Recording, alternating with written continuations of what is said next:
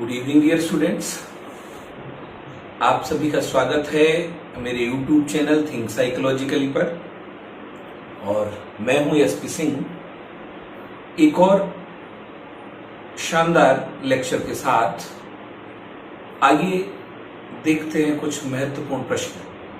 ठीक, ये सारे प्रश्न हर एग्जाम में काम करेंगे, यानी ऑल टीचिंग एग्जाम्स के लिए इंपॉर्टेंट है। ये स्मृति विस्मृति आप सबको पता है कि एक ऐसा चैप्टर है जिसमें बहुत सारी चीजें ऐसी रह जाती हैं कि जो हम क्लासरूम में डिस्कस नहीं कर सकते हैं या फिर नहीं कर पाते हैं, ऐसा मान लो आप। और क्वेश्चंस का रेंज यहाँ पे वाइड रहता है। यहाँ की टर्मिनोलॉजी बहुत डिफिकल्ट होती है, तो आज उसी पैटर्न को बहुत सिंपल तरीके से आपको समझाने की कोशिश कर रहा हूं। तो स्टार्ट करूं आज का लेक्चर। इससे पहले आप सभी को वेरी वेरी गुड इवनिंग। ठीक, तो बीच में आप जब बोलते हो ना गुड इवनिंग, तो मुझे लगता है कि उससे बेहतर है कि टॉपिक पर डिस्कशन करें। तो चलिए विदाउट डिले स्टार्ट करते हैं आज का लेक्चर।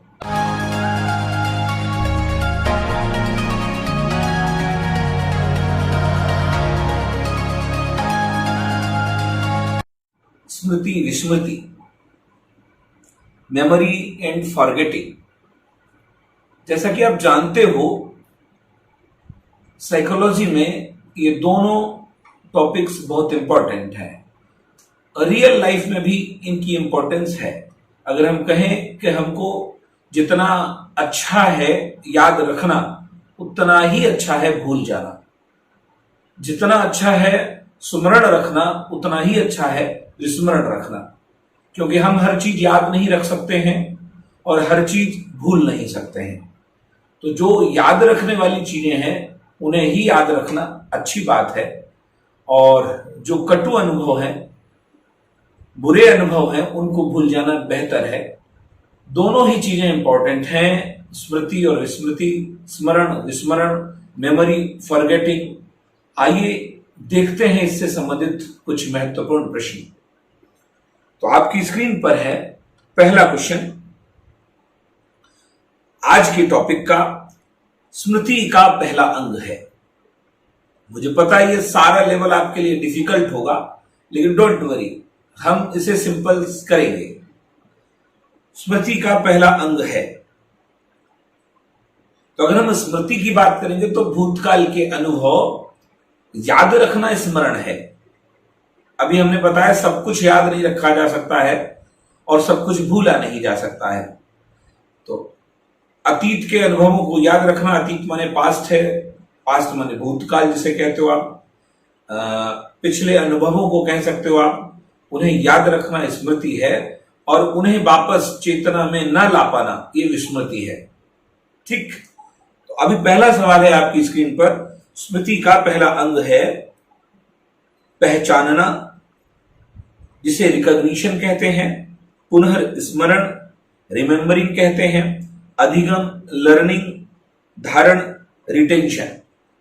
बच्चा ये चार अंग हैं, ये तो बात सही है। यहां पर एक सवाल और अपने आप बनना है जिसे आप देखने की कोशिश करें। सबसे पहली बात, यह सवाल पूछा गया स्मृति का पहला अंग, पहला अंग पूछा जा रहा। इसका मतलब कुछ और अंग भी होते हैं। तो समझिए आप, स्मृति के कुल 4 अंग हैं। दिए किसने हैं? ये दिए हैं वुडवर्थ ने। आप समझ रहे हैं कि स्मृति के कुल कितने अंग हैं? 4 अंग हैं, जो किसके द्वारा दिए गए? वुडवर्थ के द्वारा दिए गए। पहचानना, पुनर्स्मरण, अधिगम और धारण करना, बाकी में यही 4 हैं। लेकिन अभी इसमें पूछा जा रहा है आपके क्वेश्चन में पहला अंग कौन है, सीक्वेंस में पहला कौन सा है? पहचानना, पुनर्स्मरण, अधिगम, धारण। जी, उम्मीद करता हूं आप सब बताएंगे। पहचानना, पुनः स्मरण, अधिगम और धारण, बताएं प्लीज। Okay, very good. ज्यादातर बच्चों का पहला आ रहा है, फर्स्ट ऑप्शन आ रहा है। तो पहचानना कैसे हो सकता है बच्चा, जब तक हम सीखेंगे नहीं। तो ये आपका पहला है। आई होप क्लियर हो रहा है। ये मैं कलर चेंज कर लेता हूं।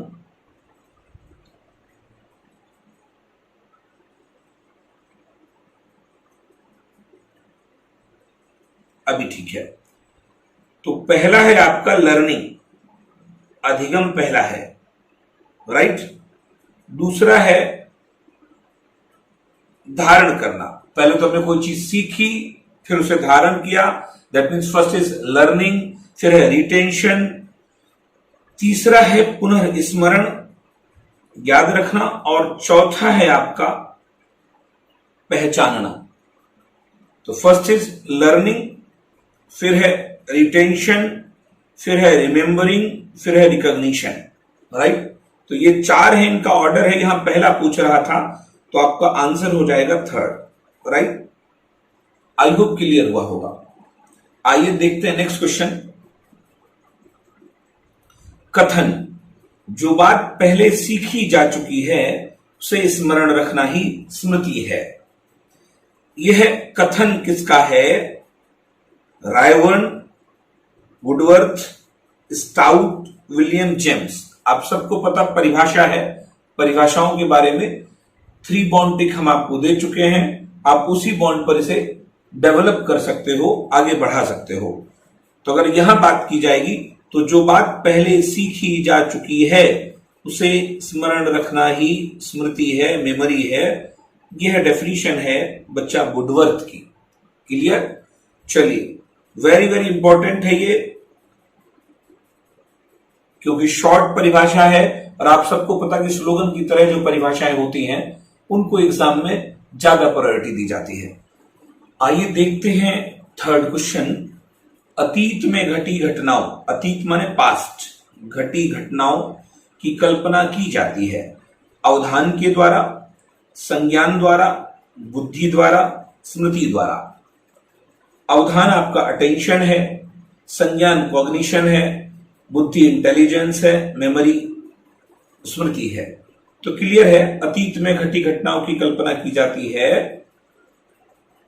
फोर्थ इज राइट, स्मृति द्वारा।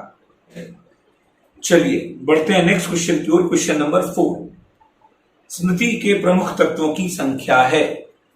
तत्व पूछा जाता है या अंग पूछा जाता है, एक ही बात है। मैं पीछे आपको बता चुका हूं कि स्मृति के कुल 4 अंग अथवा 4 तत्व हैं, जो किसके द्वारा दिए गए? वुडवर्थ के द्वारा दिए गए। तो क्लियर है, 4 हैं। स्मृति के प्रमुख तत्वों की संख्या 4 होती है। किसने दिए हैं? वुडवर्थ ने दिए हैं। आइए देखते हैं नेक्स्ट क्वेश्चन। स्मृति के तत्व बताए हैं। ये जो सवाल हम पीछे बता चुके हैं, क्लियर है, अब आपको 1 मिनट भी नहीं लगना चाहिए। स्मृति के तत्व बताए हैं वुडवर्थ, गिलफोर्ड, स्टाउट में से कोई नहीं, तो बच्चा वुडवर्थ ने बताए हैं। क्लियर है? अगला क्वेश्चन देखते हैं। पूर्व स्थापित अनुभवों को चेतन में लाने की प्रक्रिया। ये पूर्व लिखा है ना, आपको लगे यहां ये मात्रा इसकी है पूर्व में, तो पूर्व स्थापित अनुभवों को चेतन में लाने की प्रक्रिया कहलाती है अधिगम, पहचान, धारण, पुनर्स्मरण। बताएं प्लीज। पूर्व स्थापित अनुभवों को चेतन में, चेतन कॉन्शियस में लाने की प्रक्रिया कहलाती है बच्चा रिमेंबरिंग, पुनर्स्मरण, राइट। चेतन में लाना। अब है क्या मेमोरी में? हम कुछ चीजें देखते हैं, सीखते हैं, लोगों से मिलते हैं। जब वो हमारे सामने होते हैं तो कुछ समय के लिए वो हमारे पास चेतन अवस्था में रहते हैं। उनकी तस्वीरें, उनकी बातें अभी हमको याद है। फिर कुछ समय के बाद वो चले जाते हैं अर्ध चेतन में, कुछ याद कुछ भूले। फिर वो लास्ट में चले जाते हैं आपके अचेतन में, अनकॉन्शियस में। और फिर जब जरूरत पड़ती है तो उन्हें अचेतन से वापस ला रहे होते चेतन में। क्या कर रहे होते हैं? ये होती है रिमेंबरिंग होती है। ठीक है, चलिए देखते हैं next question. Question number 7, typewriter में कौन सी स्मृति होती है? Very very important. रेगुलर सवालों में पूछा जाने वाला सवाल है, टाइपराइटर में कौन सी स्मृति होती है? स्थायी स्मृति परमानेंट मेमोरी, सक्रिय स्मृति एक्टिव मेमोरी, शारीरिक स्मृति फिजिकल मेमोरी, तात्कालिक स्मृति इमीडिएट मेमोरी। प्लीज बताएं। टाइपराइटर में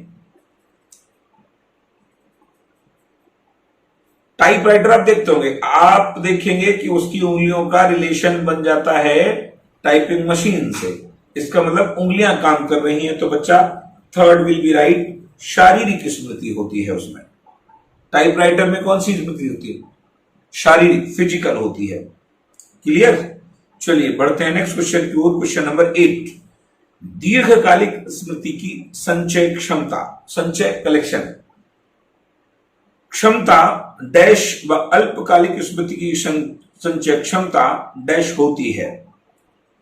तो फिल इन द ब्लैंक का सवाल थोड़ा जटिल मानते हो आप, हमें लगता है यहां हम भरकर भी देख सकते हैं, फिल कर भी देख सकते हैं। दीर्घकालिक लॉन्ग टर्म हो गया, अल्पकालिक आपका शॉर्ट टर्म हो गया, जटिल कॉम्प्लेक्स हुआ, सरल सिंपल हुआ। तो दीर्घकालिक स्मृति की संचय क्षमता जटिल व अल्पकालिक स्मृति की संचय क्षमता सरल होती है। तो आप देख लो, दीर्घकालिक लॉन्ग टर्म हुआ, लंबे समय तक याद रखना। अल्पकालिक माने थोड़े समय के लिए याद रखना। अब कह रहा कि जटिल कौन सी है? दीर्घकालिक। सरल कौन सी है? अल्पकालिक। तो क्या ये सही है? तो बच्चा एक चीज तो यहां समझिए, कम और अधिक, सरल और जटिल, अधिक और कम, इन चीजों पर फोकस करके देख लो, पता चल जाएगा आपको। तो हमें लगता है स्मृति को लेकर जटिल और सरल की तो कोई बात है नहीं, यहां बस इतना हो सकता है कि कम और अधिक। तो दीर्घकालिक स्मृति की संचय क्षमता, इन दो पर जाओ, एक तो ये नहीं है, एक ये नहीं है। अब कम दीर्घकालिक स्मृति की संचय क्षमता कम होती है, अल्पकालिक स्मृति की संचय क्षमता अधिक होती है। इस पर काम करिए। तो आप समझ पा रहे हो, दीर्घकालिक जो लॉन्ग टर्म है वो अधिक होती है, लॉन्ग टर्म स्मृति की संचय क्षमता अधिक है, वो ज्यादा समय तक याद रखी जा सकती है। और अल्पकालिक अभी याद की गई अभी भूल जाते हो, ये कम होती है।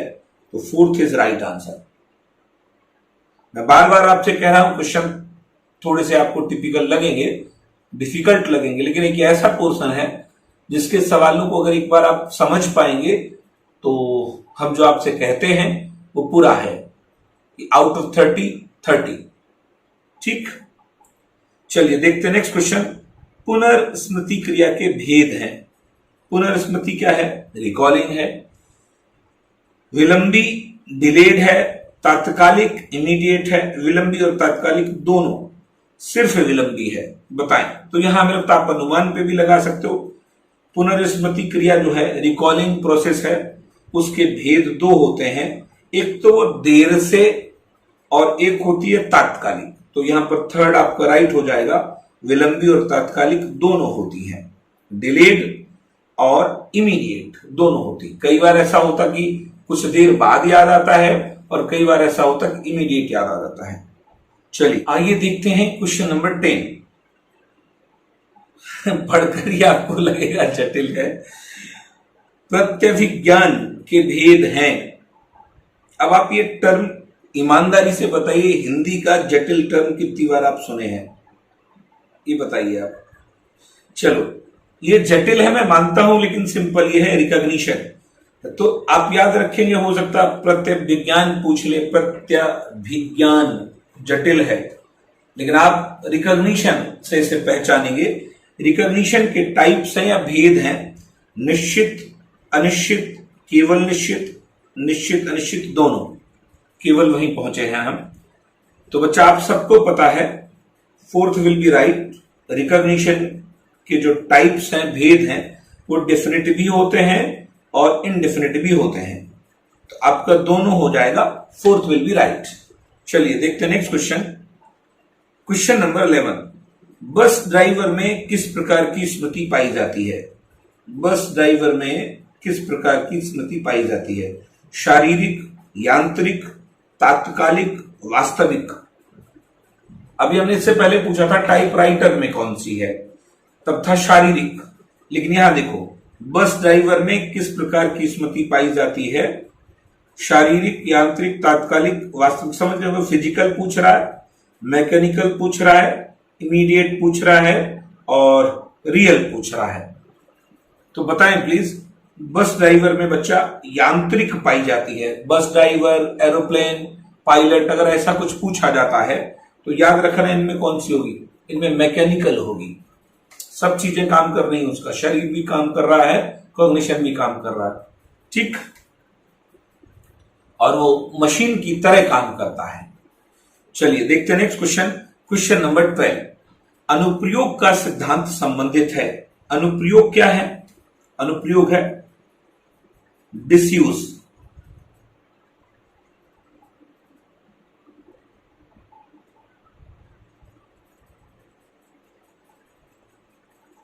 डिसयूज का सिद्धांत संबंधित है स्मरण से, संस्मरण से, विस्मरण से, त्वरण से। तो आपको पता है कि जब हम याद नहीं करते हैं तो भूल जाते हैं, तो अनुप्रयोग का सिद्धांत बच्चा विस्मरण से संबंधित होता है। विस्मरण क्या है? विस्मरण है भूलना, जिसे आप कहते हो फॉरगेटिंग, राइट? विस्मरण से है ये अनुप्रयोग का सिद्धांत, डिसयूज, प्रिंसिपल ऑफ डिसयूज। आइए देखते हैं नेक्स्ट क्वेश्चन। क्वेश्चन नंबर 13, अच्छी स्मृति की प्रमुख विशेषताएं हैं। एक गुड मेमोरी की क्या क्या कैरेक्टरिस्टिक्स हैं?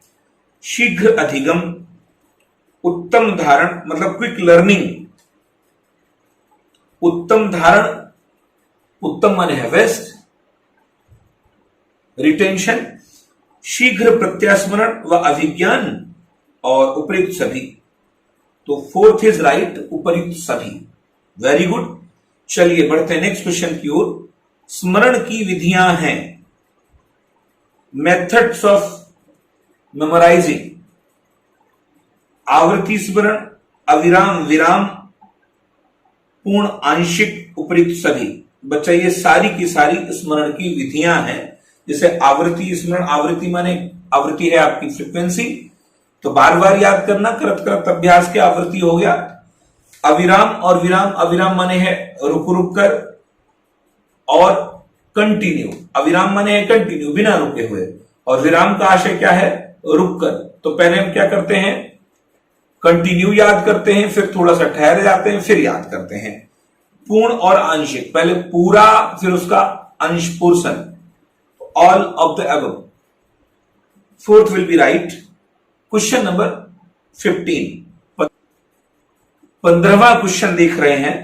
पुराने अनुभव के द्वारा सीखना कहलाता है। पुराना अनुभव भूतकाल का, पास्ट एक्सपीरियंस के द्वारा सीखना कहलाता है अधिगम स्थानांतरण, गामक अधिगम, आत्मीकरण अधिगम, सहचर्यात्मक अधिगम। बताएं, लर्निंग में जो पुराना अनुभव होता है उसके द्वारा सीखना कहलाता है। यह है आपका ट्रांसफॉर्म ऑफ लर्निंग,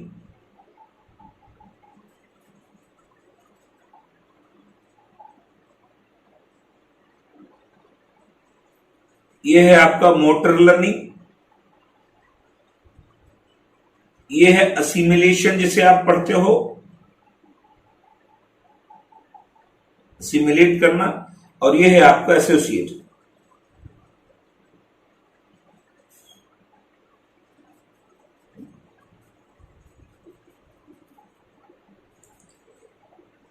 तो प्लीज बताएं, पुराने अनुभवों के द्वारा सीखना कहलाता है बच्चा सहचर्यात्मक अधिगम, एसोसिएटिव लर्निंग।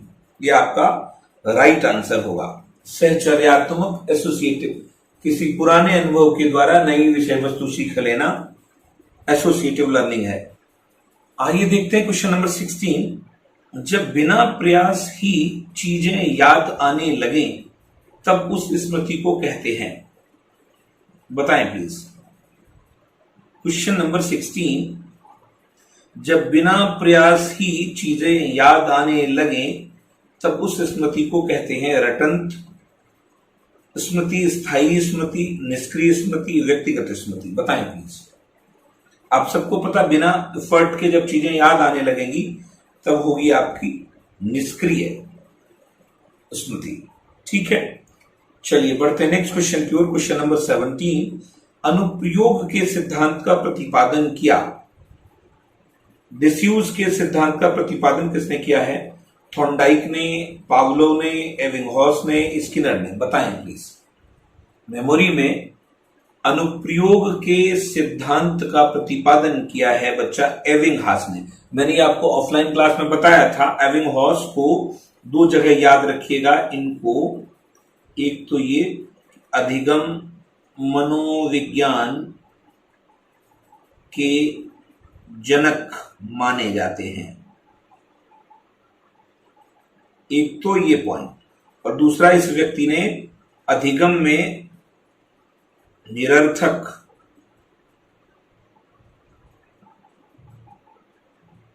शब्दों का प्रयोग किया है, राइट। और तीसरा आ गया अनुप्रयोग का सिद्धांत, theory of disuse, Ebbinghaus. Clear है? चलिए देखते हैं नेक्स्ट क्वेश्चन। क्वेश्चन नंबर 18, व्यतिकरण इंटरफेरेंस का सिद्धांत संबंधित है। व्यतिकरण इंटरफेरेंस, रुकावट का सिद्धांत संबंधित है विस्मरण से, स्मरण से, स्मृति से, बुद्धि से? बताएं प्लीज। व्यतिकरण क्या है? इंटरफेरेंस है। इंटरफेरेंस क्या है? रुकावट है। रुकावट क्या है? हस्तक्षेप है। लोग कहते हैं ना इंटरफेयर मत करो, इंटरफेयर मत करो। तो इंटरफेरेंस का सिद्धांत संबंधित है, बताएं आप लोग, विस्मरण से, स्मरण से, स्मृति से? Very good, A is right. विस्मरण से, फॉरगेटिंग से। ठीक, जब याद करने में कोई रुकावट आती है तो सोच लेना वो विस्मरण है, भूलना है। आइए देखते हैं नेक्स्ट क्वेश्चन। जब एक कार्य का अधिगम करने के पश्चात दूसरे कार्य का अधिगम किया जाता है तब पहला कार्य दूसरे कार्य के पुनर्स्मरण को प्रभावित करता, पुनर्स्मरण रिकॉलिंग को प्रभावित करता है, तथा दूसरा कार्य पूर्व में किए गए कार्य का पुनर्स्मरण। एक बार ये क्वेश्चन देखते हैं। जब एक कार्य का अधिगम करने के पश्चात दूसरे कार्य का अधिगम किया जाता है तब पहला कार्य दूसरे कार्य के पुनर्स्मरण को प्रभावित करता है। एक कार्य हमने किया, एक विषय सीखा, जब हम दूसरा विषय सीखने लगते हैं तो दूसरा वाला पहले वाले को प्रभावित करता है, बिल्कुल सही है। तथा दूसरा कार्य पूर्व में किए गए कार्य के पुनर्स्मरण को प्रभावित करता है। तो दूसरे कार्य के पुनर्स्मरण को प्रभावित कर रहा पहला वाला और पहले कार्य को प्रभावित कर रहा दूसरा वाला। अधिगम में इस प्रकार की बाधा कहलाती है हस्तक्षेप, व्यतिकरण। हस्तक्षेप, व्यतिकरण दोनों। अब बार बार कहा जा रहा है कि एक कार्य में नया कार्य रुकावट डाल रहा, नए कार्य में पुराना वाला कार्य रुकावट कर रहा। बच्चा एक्चुअल में तो यह है आपका इंटरफेरेंस, राइट। लेकिन इस विकल्प में अगर बात करेंगे तो फिर ये दोनों है, हस्तक्षेप, व्यतिकरण दोनों, क्योंकि ये दोनों ही एक ही है, इंटरफेरेंस, इसलिए आपका विकल्प तीसरा सही है।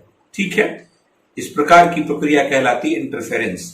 आइए देखते हैं क्वेश्चन नंबर 20। अधिगम में व्यतिकरण के प्रमुख प्रकार हैं अग्रोन्मुख, प्रोएक्टिव इंटरफेरेंस, पृष्ठोन्मुख, ये हो गया आपका रेट्रोएक्टिव इंटरफेरेंस। पहला व दूसरा दोनों, उपयुक्त में से कोई नहीं। तो बच्चा तीसरा सही है, पहला व दूसरा दोनों। ठीक है, अब ये क्या होते आगे समझते हैं। प्रोएक्टिव और रेट्रोएक्टिव क्या होता देखते हैं नेक्स्ट क्वेश्चन पर।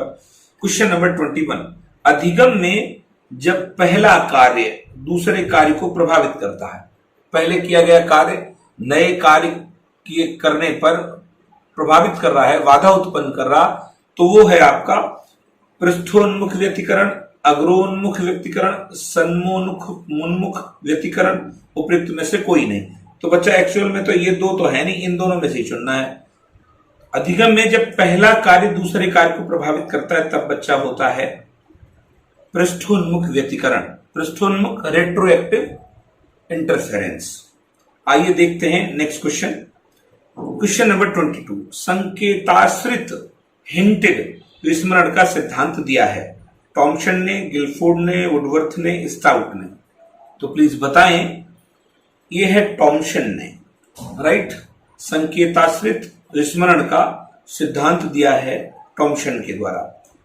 आइए देखते हैं क्वेश्चन नंबर 23, स्मृति एक आदर्श पुनरावृत्ति है, यह परिभाषा दी है वुडवर्थ ने, स्टाउट ने, मन ने, राइवर्न ने।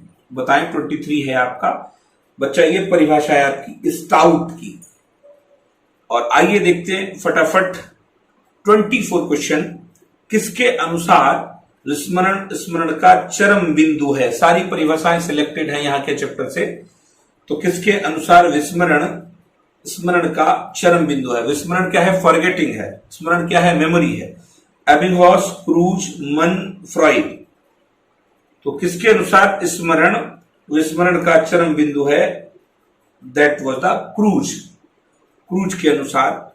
आइए देखते हैं 25 क्वेश्चन, एडम्स के द्वारा अल्पकालिक एवं दीर्घकालिक स्मृति, अल्पकालिक शॉर्ट टर्म है, दीर्घकालिक लॉन्ग टर्म है, में प्रमुख अंतर बताए गए हैं। स्मृति की संचय समय में अंतर, व्यतिकरण, स्नायिक अंतर, उपयुक्त सभी। तो 4th इज राइट, सभी हैं। तो ये थे आज के 25 क्वेश्चंस। और उम्मीद है कुछ चीजें आपने देखी होंगी, नई सीखने को मिली हैं। हो सकता, हमें लगता है 1-2 ही पुरानी होगी, बाकी सारी नई लर्निंग है यहाँ पर। और आप सबको पता है कि मैं कुछ नया ही सिखाना चाहता हूं आप सभी को। तो एक सूचना और है आप सबके लिए, अगर कोई स्टूडेंट्स कंप्लीट सुपर टेट के रिटन नोट्स चाहता है, तो एक मेरा एक स्टूडेंट है, ऐसे उसकी हेल्प भी हो जाएगी और शायद आपका भी थोड़ा सा काम बनेगा। तो आप अगर चाहते हैं सुपर टेट के किसी को कंप्लीट सभी सब्जेक्ट्स के रिटन, हैंड रिटन बेहतरीन नोट्स, मतलब जिन्हें हम क्वालिटी नोट्स कहेंगे, अगर आप उन्हें दिलाना चाहते हैं या परचेज करना चाहते हैं, तो आप मेरे नंबर पर संपर्क कर सकते हैं 9936474790। मैंने आपको बार बार बोला है कि कंप्लीट सुपर टेट के नोट्स हैं, ऑल सब्जेक्ट्स, ठीक, और बेहतरीन नोट है। अगर आपको चाहिए, आपके किसी फ्रेंड को चाहिए, तो आप मुझे कॉल कर सकते हैं। नंबर है 9936474790। और क्लियर,